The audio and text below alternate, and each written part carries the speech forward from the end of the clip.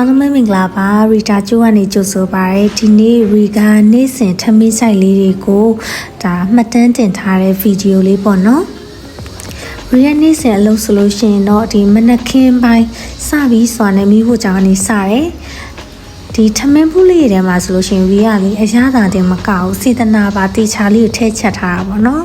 ရီရဲ့ထမင်းဘူးလေးတွေစားလိုက်တဲ့အချိန်တိုင်းမှာသူတို့မှခံစားနေရတဲ့ဒီအလုပ်ရဲ့ဖိအားဖြစ်စေတခြားခံစားချက်တွေအကုန်လုံးပျောက်ကွယ်သွားစေခြင်းနဲ့စိတ်မျိုးပေါ့နော်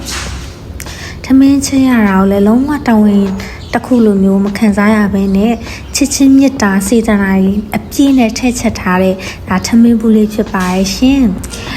တနေ့ဘာချိန်ကောင်းမလဲဆိုပြီးစဉ်းစားရတာလဲအချိန်ချင်းအမောမောပေါ့နော်ဒါပေမဲ့လေရီတက်တလောက်ရီကြိုက်တာလေးတွေပေါ့နော်ချက်ထားတာလေးဖြစ်ပါရဲ့ရှင်အားလုံးကျေးဇူးတင်ပါတယ်ဆုံးဖြတ်ကြည့်ပေးတဲ့အတွက်ပါရှင်